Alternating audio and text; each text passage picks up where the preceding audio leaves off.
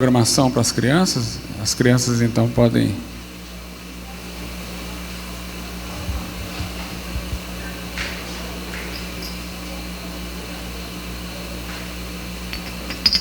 Vamos abrir as nossas Bíblias, irmãos, no Evangelho de Lucas, capítulo de número 2.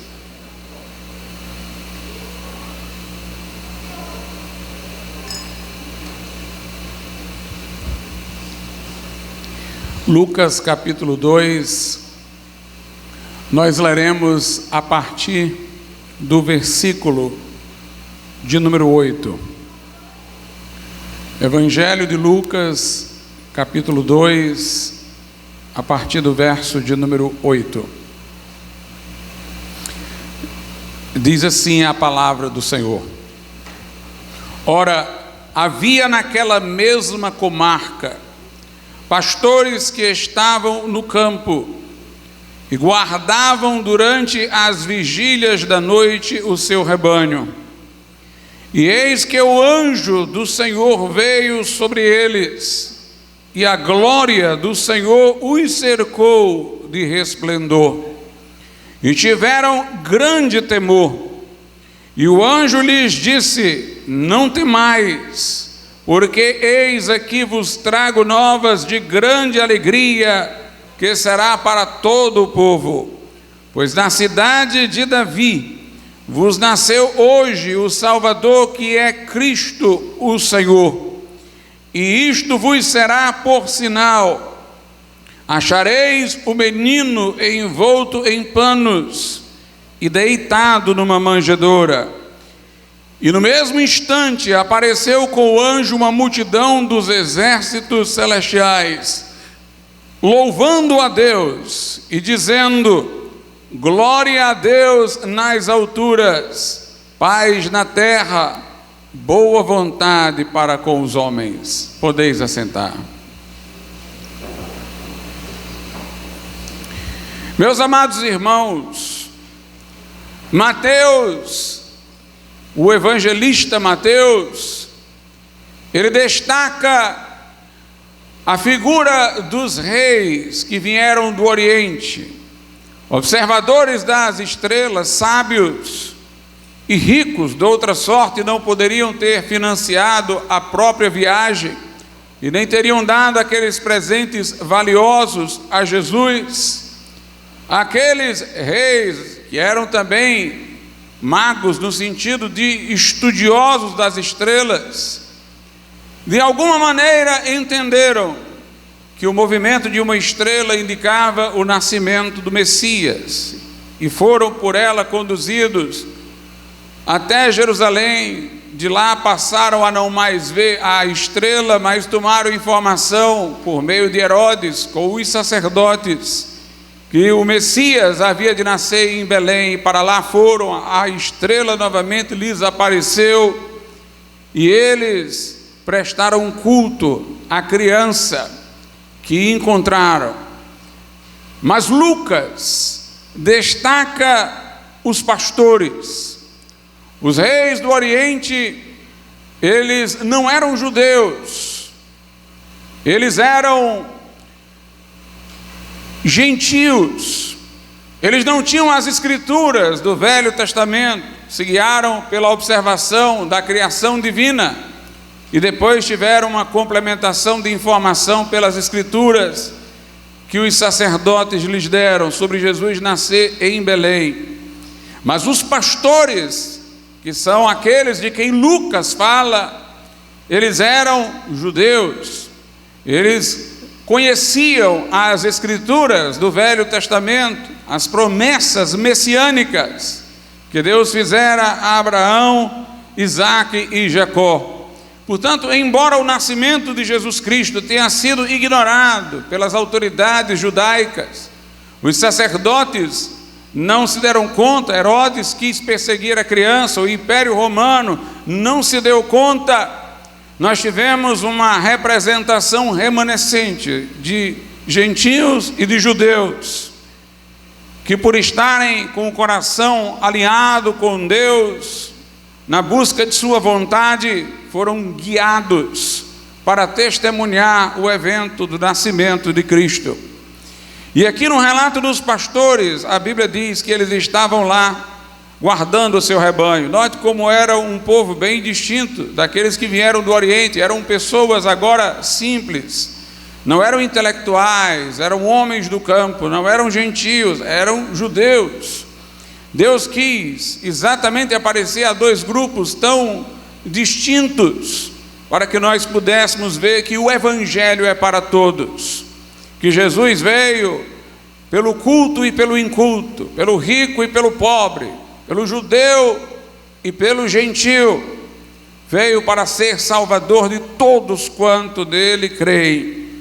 E aqui diz que eles estavam no campo, e no verso 9 diz que um anjo do Senhor veio sobre eles, e quando o anjo apareceu, a glória do Senhor os cercou de resplendor, e tiveram grande temor.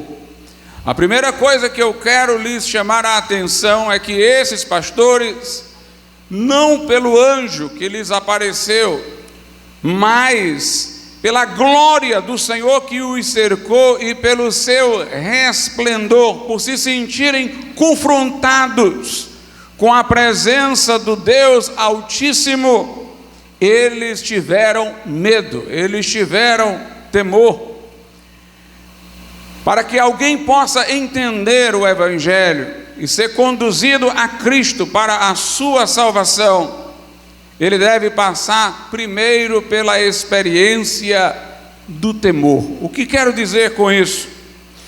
É preciso que a pessoa veja a gravidade da situação em que se encontra, o seu pecado, sua natureza corrompida, que ela não tem obras ou méritos para fazer-se justificada no tribunal de Deus. Pelo contrário, na situação em que ela se encontra, paira sobre ela a iminente condenação.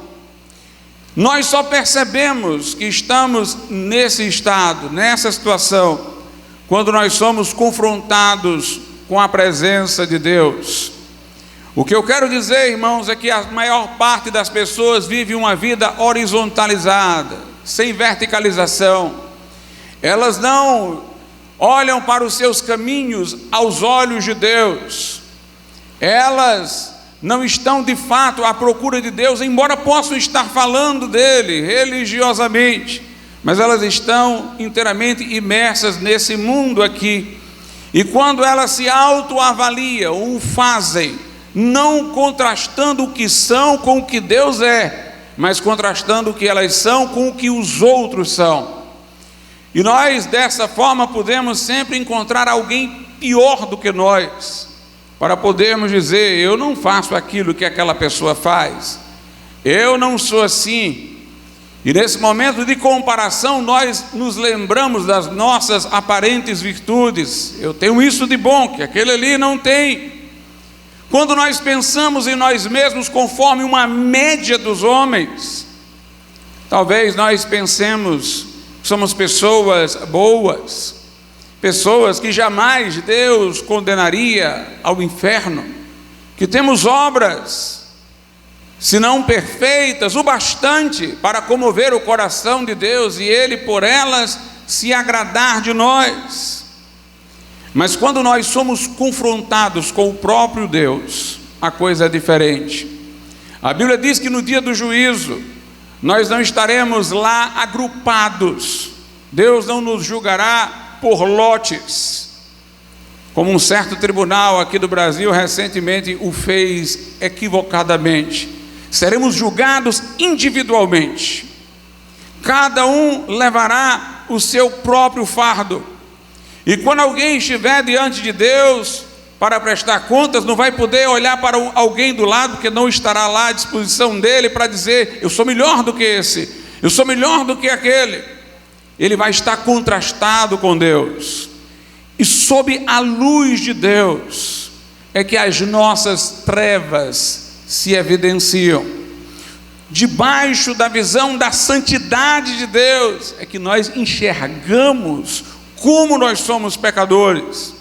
No final do livro de Jó, Deus aparece a Jó E Jó, que era um homem que servia a Deus e mantinha a integridade, naquele momento ali que Deus se apresenta ali fazendo indagações, ele diz: eu me abomino no pó e na cinza.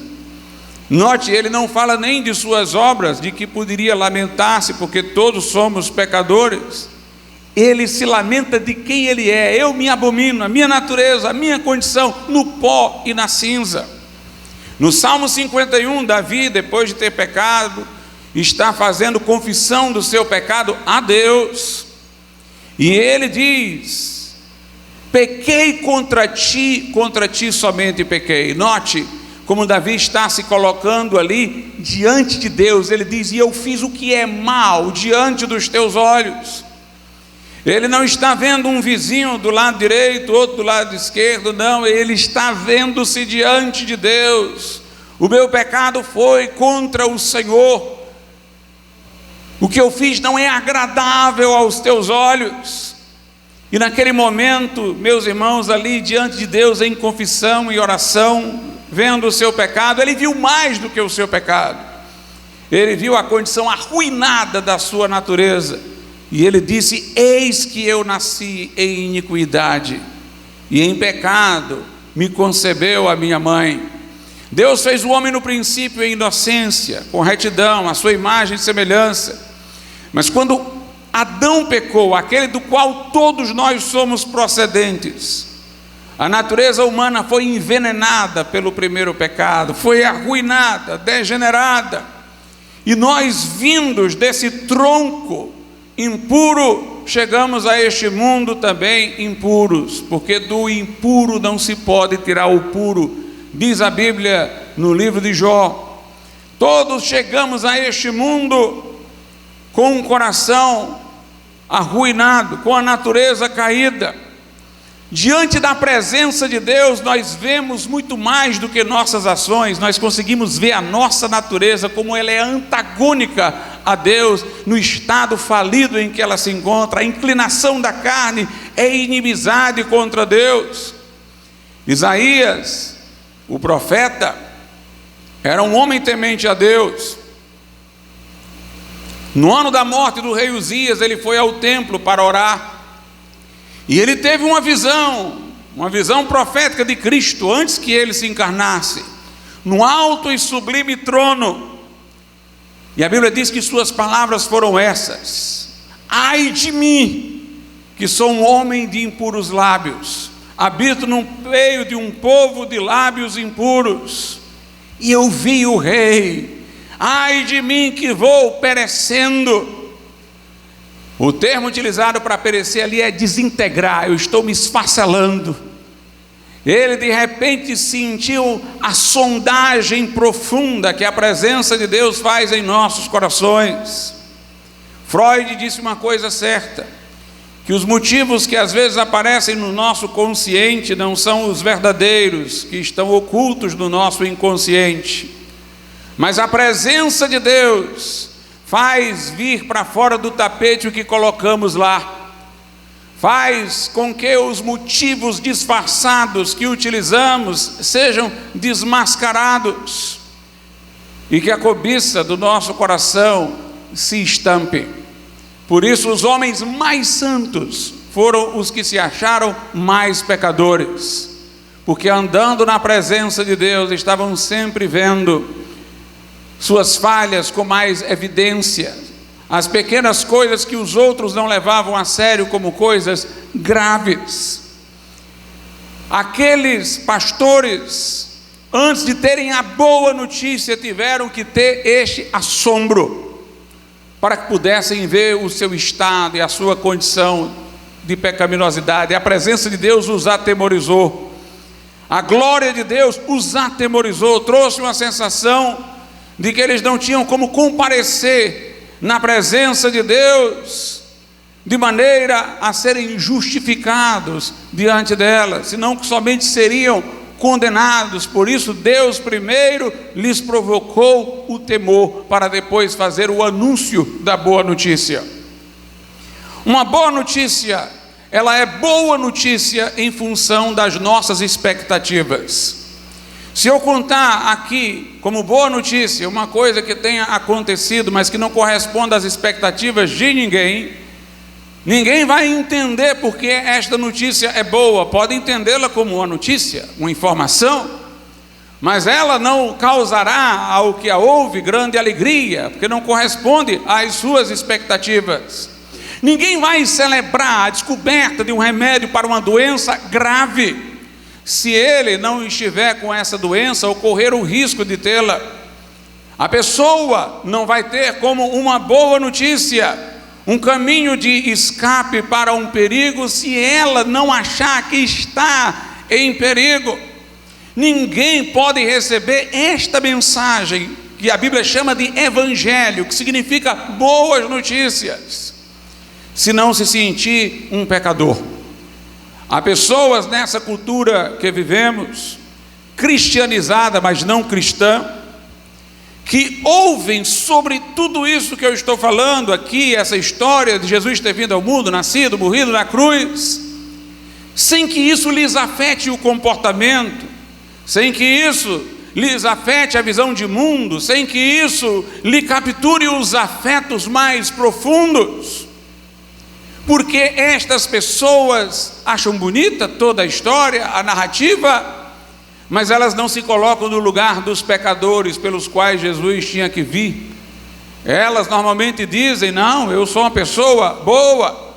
Talvez Jesus tinha que vir para fazer uma contribuição a mais para a minha salvação, me ajudar naquilo que eu não consegui fazer, mas eu serei honrado pelo que fiz. Elas não veem a seriedade da vinda de Jesus, porque elas não veem a gravidade do seu pecado. Quando a Bíblia diz em João 3,16: Deus amou o mundo de tal maneira que deu o seu Filho unigênito para que todo que nele crê não pereça, mas tenha a vida eterna. A Bíblia está partindo do pressuposto que o que Deus fez é algo muito grande. Não há nem palavras para descrever. Deus amou o mundo de tal maneira, de uma maneira que não se pode descrever, de tão imensa que foi, a ponto de dar o seu Filho unigênito para que todo que nele crê não pereça, mas tenha a vida eterna. Deus não nos deu o seu Filho porque nós merecíamos, Ele nos deu porque precisávamos.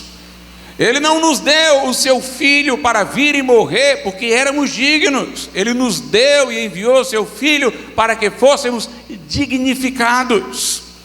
Não foi o nosso grande mérito ou importância que evocou esse ato tão profundo do amor de Deus, foi a nossa necessidade.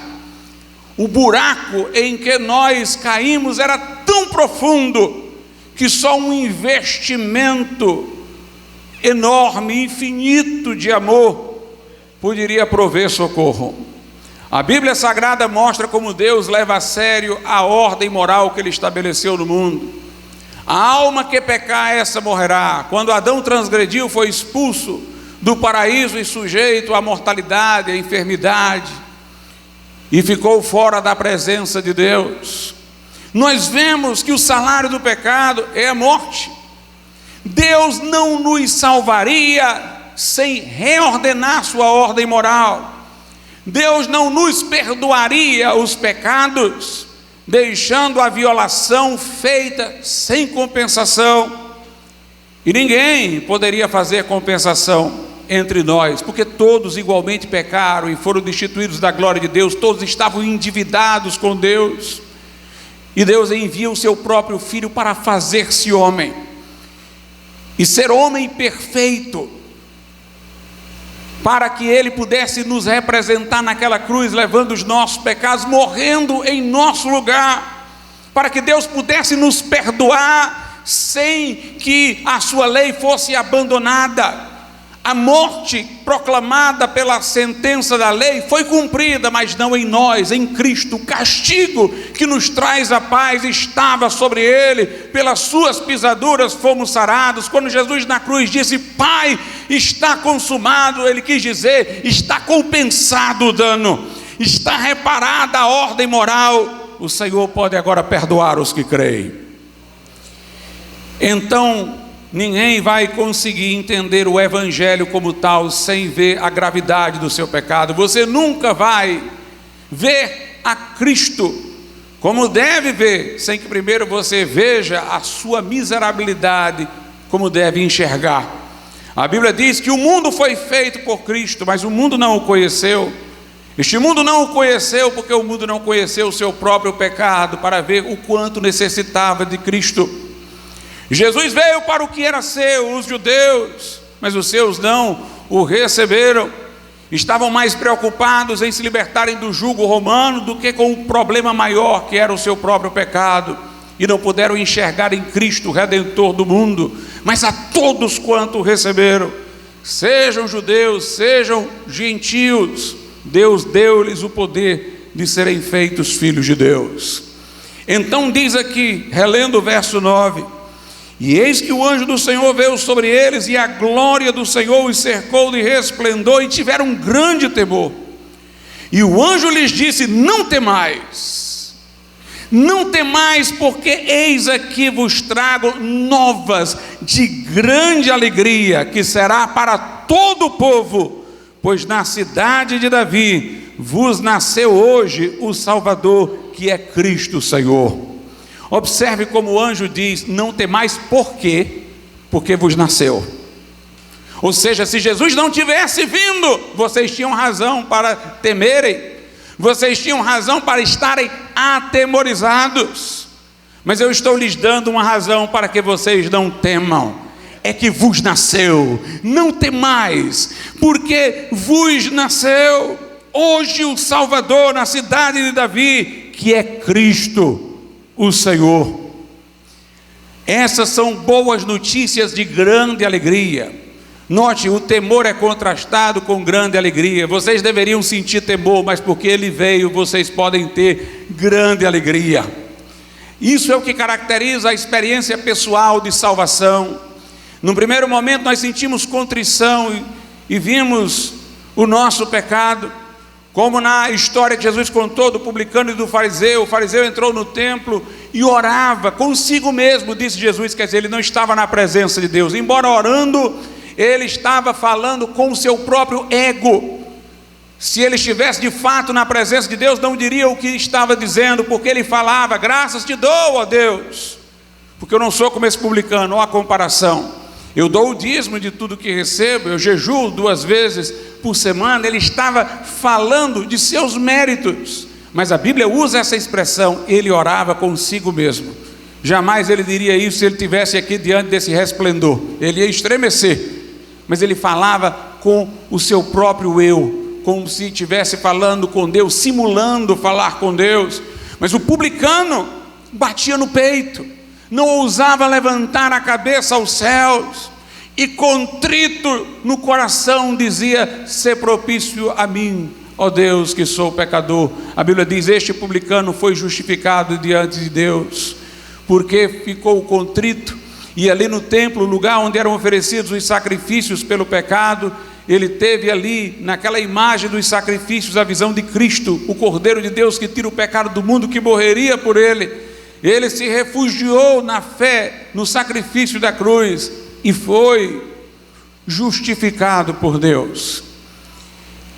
Portanto, no primeiro momento, a contrição, a angústia, mas depois que alguém crê e recebe o perdão de Deus, ele sente uma grande alegria. A Bíblia diz que o carcereiro de Filipos, que trêmulo, note, trêmulo, disse: que farei para ser salvo? Sentindo o seu pecado, creu depois com toda a sua casa, e com toda a sua casa, a Bíblia diz, ele se alegrou em Deus. Há um regozijo, há uma alegria vinda do perdão, da paz do perdão. O Evangelho primeiro abate e depois soergue, primeiro fere e depois cura, mostra aquilo que não queremos enxergar sobre nós mesmos, e depois oferece o amor incondicional de Deus por meio de Cristo. Não temais, porque eis aqui vos trago novas, que são de grande alegria, que produzirão grande alegria. e que será para todo o povo. Isso mostra que Jesus veio para todos.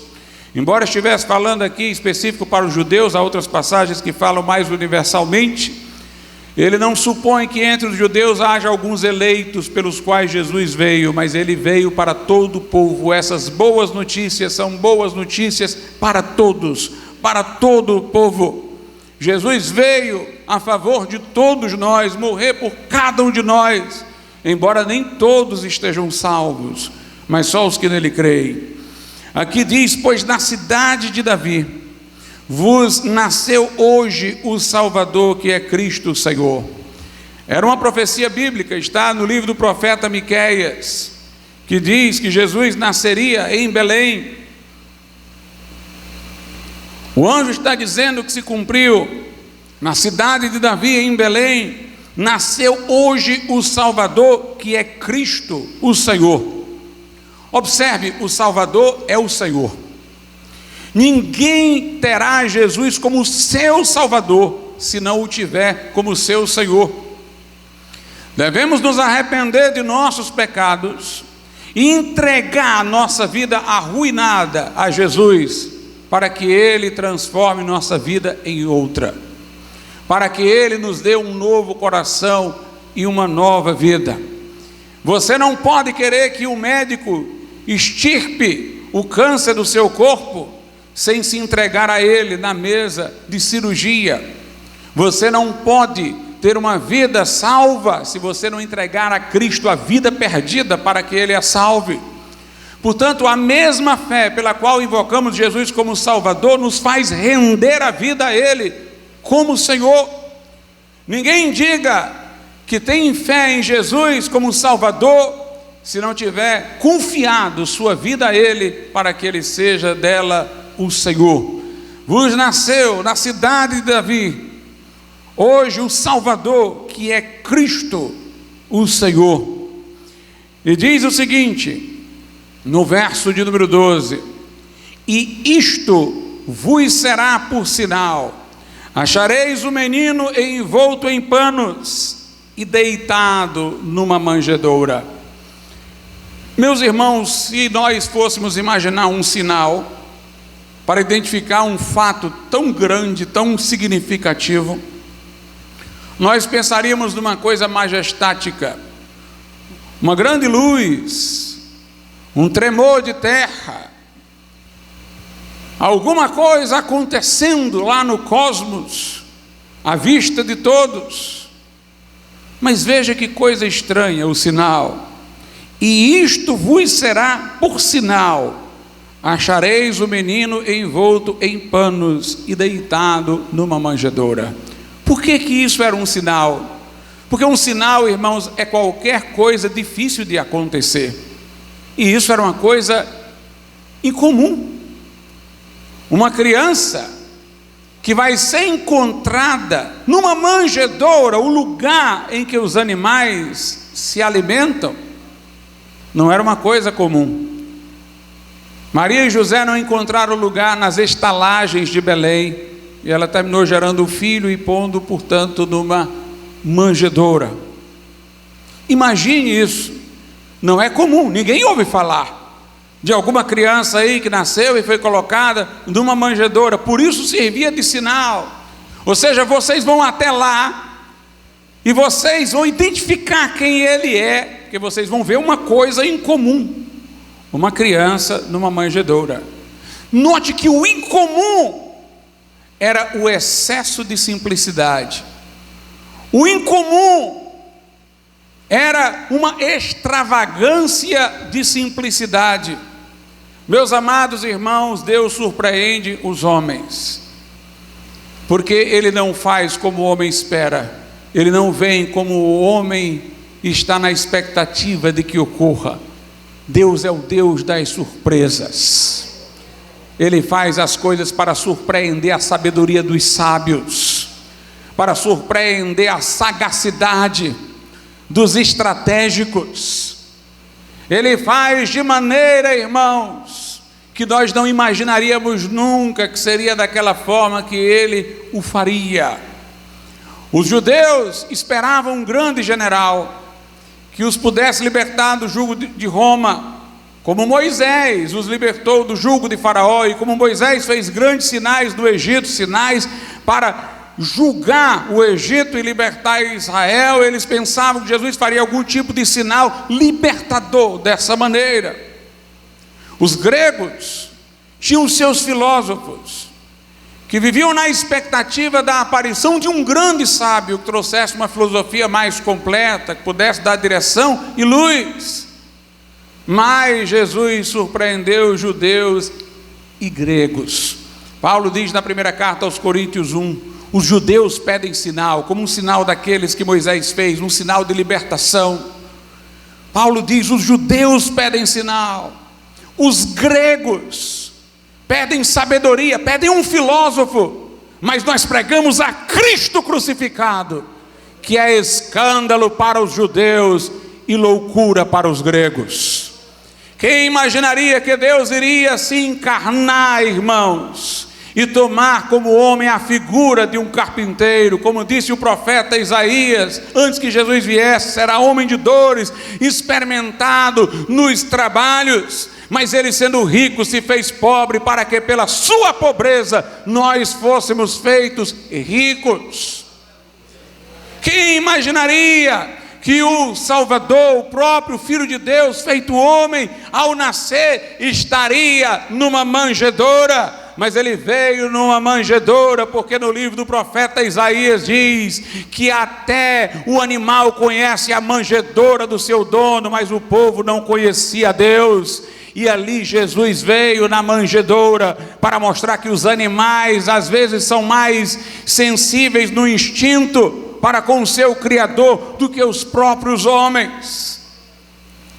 Quem imaginaria que ele viria para morrer? Os judeus esperavam um general libertador e triunfante, os gregos um sábio instrutor.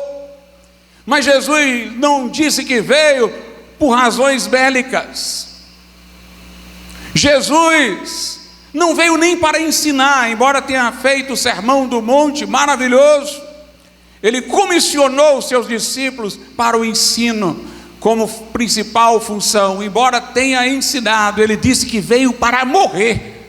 Ele disse: o Filho do Homem não veio para ser servido, mas para servir e dar a sua vida em resgate por muitos. Ele disse: o bom pastor é aquele que dá a vida pelas ovelhas. Jesus veio para se entregar por nós, para morrer numa cruz em nosso lugar. Uma vez disse isso a Pedro. Pedro disse isso: de modo algum te acontecerá, Senhor. Jesus disse: para trás de mim, Satanás, porque ele veio para verter o seu sangue por nós lá na cruz do Calvário. Ele veio para morrer. Toda figura histórica de relevo é lembrada por seus feitos e por suas lições, mas Jesus quis ser lembrado pela sua morte. Partiu o pão, deu aos discípulos e disse: isto é o meu corpo que é dado por vós.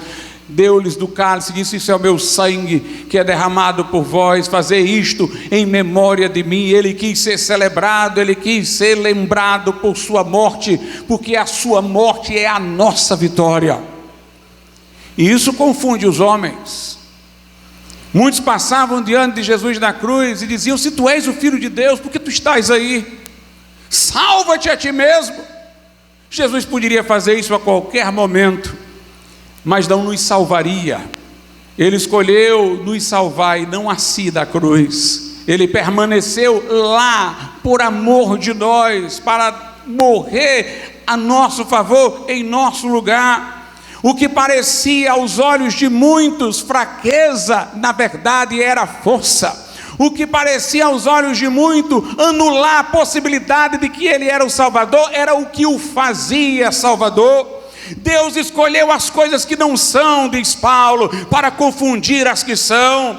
Deus escolheu as fracas deste mundo para confundir as fortes. Deus, irmão, surpreende os homens. Ele escolheu as coisas tidas como tolas para confundir as sábias. Pela sua sabedoria o mundo não conheceu a Deus, mas aprouve a Deus salvar os crentes pela loucura da pregação. A fé é a capacidade de ver, irmãos, além do que se apresenta aos nossos olhos. Fé é ver naquele crucificado o Salvador, naquele menino na manjedoura o Verbo encarnado, naquele carpinteiro o Filho do Deus vivente. A fé é a capacidade de ver pela palavra de Deus e não pelos sentidos, de discernir, de distinguir quem Jesus Cristo é, conforme as promessas de Deus e do Evangelho. Por isso Jesus diz, tem que ser como criança para entrar no reino de Deus. Tem que ser como criança, uma fé de uma criança, para reconhecer a luz do Evangelho, porque Deus não veio segundo as nossas expectativas. Achareis o menino envolto em panos e deitado numa manjedoura. É interessante que a Bíblia diz o seguinte, lá sobre os magos, que foram até Jesus, através da estrela, e de Jerusalém a Belém, pela informação dos sacerdotes que disseram que o Messias deveria nascer em Belém, e nem tiveram curiosidade de ir para lá. Em Mateus 2, falando dos magos, diz assim no verso de número 11: e entrando na casa, acharam o menino com Maria, sua mãe, e prostrando-se o adoraram, e abrindo os seus tesouros, ofertaram-lhe dádivas, ouro, incenso e mirra. Se você prestar atenção, essa cena parece estranha se nós não tivermos a luz da Escritura. Estes homens fizeram uma viagem longa, que eram homens cultos, que tinham posição política. Estes homens se curvaram diante de um bebê, de uma criança, reconheceram Deus numa criança, porquanto o adoraram, ofereceram dádivas, ouro, incenso e mirra. E eu quero que você note também uma coisa sutil. Quando eles chegaram lá, era Maria que estava com o menino. Mas note, eles não deram os presentes a Maria, para que Maria desse ao menino, raciocinando humanamente. Nós não podemos dar diretamente a uma criança, tem que ser ao adulto, vamos entregar aqui a Maria, para que ela entregue a ele. Eles entregaram essas dádivas diretamente a Cristo, colocaram lá diante dele. Eles não interessaram culto, adoração, reverência a Maria ou a José. De certa maneira, de acordo com o texto, eles os ignoraram, ofereceram ao menino as dádivas, ouro, incenso e mirra, e o adoraram, porque viram o que muitos não veem, porque viram pela luz da fé. Lá em Lucas, nós também vemos como os pastores chegaram até Jesus. Lucas 2, versículo de número 16: e foram apressadamente, e acharam Maria e José, e o menino deitado na manjedoura, e vendo-o, divulgaram a palavra que acerca do menino lhes fora dito. Note que é a mesma coisa, eles chegaram lá, estava Maria e José, mas eles ignoraram Maria e José. A Bíblia diz, e vendo, não vendo-os, vendo, eles colocaram seus olhos em Jesus, divulgaram a palavra que acerca do menino lhes fora dito. Portanto, isto vos será por sinal: achareis o menino envolto com panos e deitado numa manjedoura. No verso de número 13 diz, e no mesmo instante apareceu com o anjo uma multidão dos exércitos celestiais, louvando a Deus e dizendo, glória a Deus nas alturas, paz na terra, boa vontade para com os homens. Note o que os anjos cantavam: glória a Deus nas alturas. Os anjos estavam maravilhados com o grande milagre, Deus se fazendo carne e habitando entre nós. Mas eles diziam: glória a Deus nas alturas, paz na terra, boa vontade para com os homens. A tradução de Jerônimo da Bíblia para o latim, Vulgata, que foi a versão oficial da Idade Média, traduziu esse texto erradamente. Lá diz assim: glória a Deus nas alturas, paz na terra aos homens de boa vontade. Hoje é praticamente unânime entre todos os eruditos, independentemente de serem evangélicos ou católicos, que foi um erro de tradução. Não é paz na terra aos homens de boa vontade. Os homens não têm boa vontade, os homens são pecadores. É boa vontade para com os homens, é Deus que tem boa vontade para com os homens.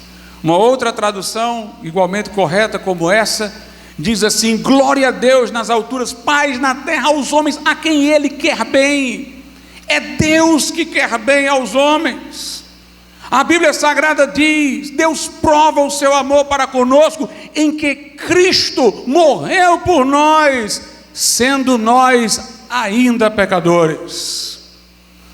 Todos precisamos de Jesus para a nossa salvação. Até Maria e José precisavam. Veja o que a Bíblia diz em Lucas 2, a partir do versículo de número 21. E quando os 8 dias foram cumpridos para circuncidar o menino, foi-lhe dado o nome de Jesus, que pelo anjo lhe fora posto antes que no ventre fosse concebido.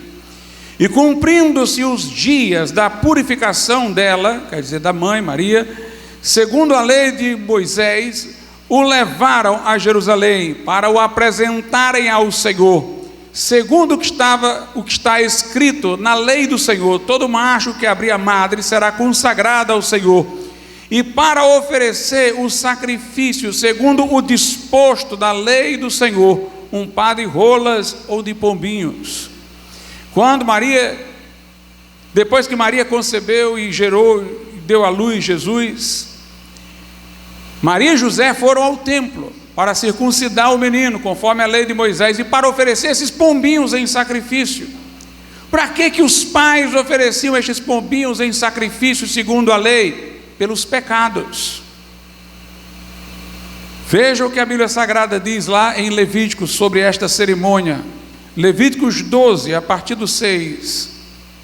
E quando forem cumpridos os dias da sua purificação da mãe, por filho ou por filha, trará um cordeiro de 1 ano por holocausto, e um pombinho ou uma rola para expiação do pecado, diante da porta da tenda da congregação ao sacerdote, o qual o oferecerá perante o Senhor, e por ela fará expiação, e será limpa do fluxo do seu sangue. Esta é a lei da que der à luz menino ou menina. Mas se em sua mão não houver recursos para um cordeiro, se forem pobres, como José e Maria eram, então tomará 2 rolas ou 2 pombinhos, um para o holocausto e outro para a propiciação do pecado.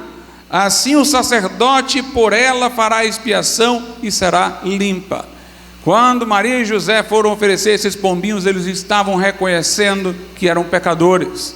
Os próprios pombinhos sacrificados eram a representação do sacrifício de Cristo. Maria também foi alcançada pela vinda de Jesus, por isso ela disse: a minha alma engrandece o Senhor, e o meu espírito se alegra em Deus, o meu Salvador. Jesus é o único e todo suficiente Salvador.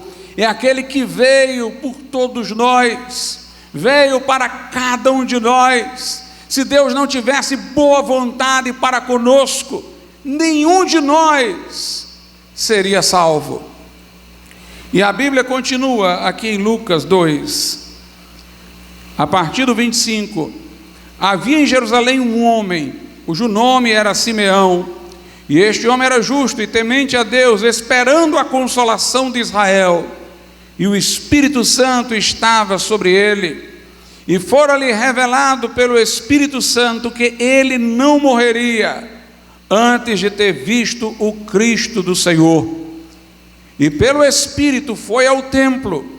E quando os pais trouxeram o menino Jesus para com ele procederem segundo o uso da lei, ele então o tomou em seus braços e louvou a Deus e disse: agora, Senhor, despedes em paz o teu servo segundo a tua palavra, pois já os meus olhos viram a tua salvação, a qual tu preparaste perante a face de todos os povos.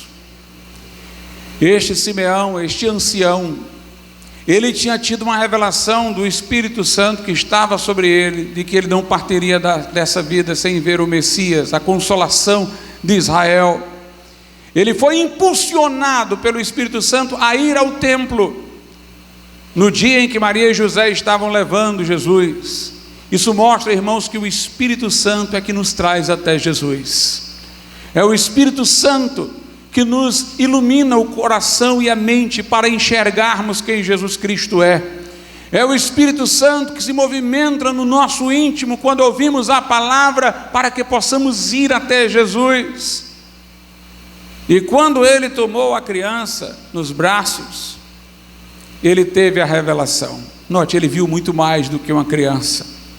Ele viu o Salvador. E ele disse: agora despede o teu servo em paz, porque os meus olhos já viram a tua salvação. Mas ele esperava a consolação, ele tinha a expectativa, por isso lhe veio a boa notícia. E assim como ele, quando teve aquele encontro com o menino Jesus, ele disse: leva-me em paz, eu já vi a tua salvação. O crente, quando se encontra com Jesus Cristo, ele tem certeza da vida eterna. Ele está pronto para a morte. Para mim, diz Paulo, viver é Cristo e o morrer é lucro, é ganho. Paulo diz: eu sei em quem tenho crido, eu sei que Ele é poderoso para guardar o meu depósito até aquele dia. Nada nos separará do amor de Deus que está em Cristo Jesus, nem a vida, nem a morte, nem o presente, nem o porvir, nem qualquer outra criatura pode nos separar do amor de Deus que está em Cristo Jesus. Aquele homem disse: pronto, já vi a tua salvação. E a outra coisa curiosa é que ele não disse: eu vi o Salvador, ele disse: eu vi a tua salvação. Jesus não é apenas o Salvador, como se a salvação fosse uma coisa que Jesus nos dá. Ele é a salvação. A Bíblia diz: Cristo em vós, a esperança da glória. Quando Jesus entra no nosso coração, a salvação entrou. Em nós a morte, nele a vida. Quando ele entra em nós, a vida entra em nós. João diz: quem tem o Filho tem a vida, quem não tem o Filho não tem a vida. Jesus disse aos que não queriam vir a ele: porque não quereis vir a mim para terdes vida? Jesus nunca falava da salvação como algo separado de sua pessoa, mas algo na sua pessoa. Ele dizia: quem tem sede, venha a mim e beba. Quem crê em mim, como diz a Escritura, do seu interior fluirão rios de água viva. Ele disse: eu sou o pão que desceu dos céus, quem de mim se alimenta, por mim viverá. A salvação é Jesus no nosso coração. Quando nós o recebemos, nós estamos recebendo a própria salvação de Deus. Vamos ficar de pé.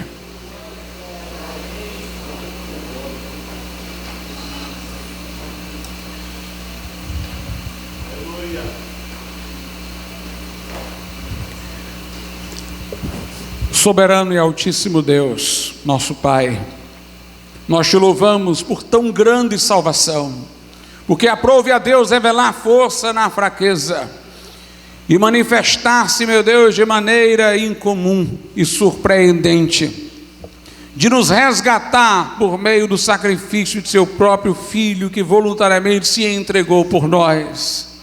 Que pessoas hoje aqui, Senhor, possam enxergarem-se no teu espelho e não no próprio de cada um. Que possam ver-se, meu Deus, no contraste com a tua santidade, enxergarem-se pecadoras, verem as trevas do seu coração, para que a tua luz possa banir essas trevas. E que em arrependimento e reconhecendo a necessidade de Cristo para a salvação, pessoas o invoquem, lhe abram o coração, chamem por Ele, que Jesus entre em vidas hoje aqui, traga perdão para as culpas, traga paz do perdão, lhes habite no coração e lhe transforme a vida, Senhor, para que essas pessoas estejam seguras de que nem a morte as apartará da tua presença, mas estarão contigo quando ela também sobrevier. Transforma vidas e alcança corações hoje aqui. Nós te pedimos, em nome de Jesus. Amém. Nessa noite eu gostaria de perguntar: quantas pessoas aqui dizem, pastor, eu tenho ouvido isso, que Jesus veio, nasceu em Belém, morreu numa cruz, ressuscitou ao terceiro dia a vida toda. Eu assisti em filmes, mas era tudo uma história muito bonita e interessante que não me afetava. Mas agora eu estou enxergando o meu pecado. Deus abençoe, Paulo. Eu estou enxergando o que há no meu coração. E eu vejo que só Jesus pode salvar. Agora brilhou a luz no céu. Agora essas boas notícias que eu já as conhecia são novas de grande alegria, são a esperança, a consolação para o meu coração. E eu quero entregar a minha vida a Jesus. Levante a sua mão onde você estiver.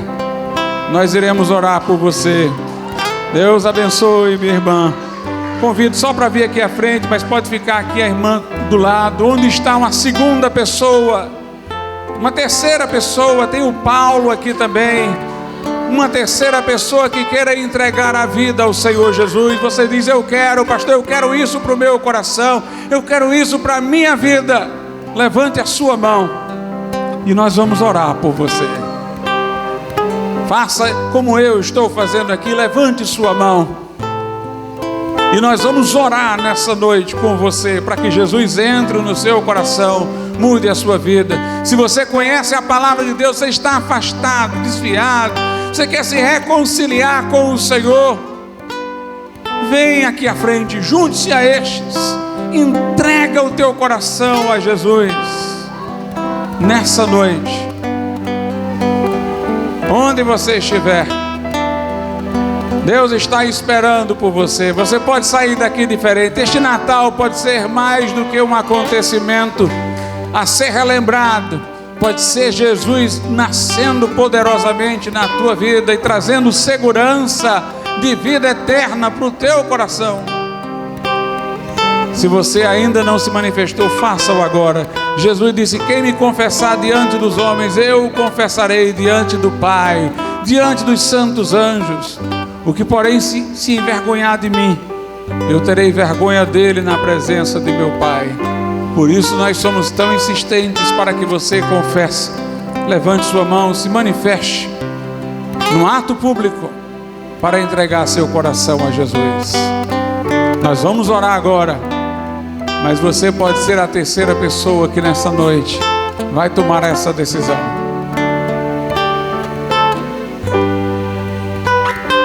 Oremos a Deus. Soberano e altíssimo Deus, nosso Pai, nós te bendizemos, nós te adoramos, Senhor, por esta notícia tão maravilhosa, meu Deus, que os anjos, Senhor, reuniram-se em miríades no céu para celebrar. Até os seres celestiais se comoveram, se espantaram por tão grande amor que Deus teve para com os homens, apesar da rebeldia e do pecado. Ó meu Senhor da glória, que nesse momento haja aquela contrição e arrependimento que reconhece, meu Deus, a culpa e a necessidade da cruz, do Evangelho, da vinda do Senhor, que naquele Calvário se entregou por nós e expiou os nossos pecados. que nesse momento em que se refugiam em Cristo, que Jesus entre nos corações, pelo poder do Espírito Santo, de maneira transformadora, trazendo a paz que excede todo entendimento, trazendo a segurança de salvação, meu Deus, que não se amedronta com a morte, a certeza do perdão dos pecados, a alegria da salvação, a transformação em uma nova criatura. Faz isto agora, Jesus, e nós te damos glória, te damos louvor, ó Pai, em nome de Jesus Cristo. Amém e amém. Deus abençoe. Deus abençoe.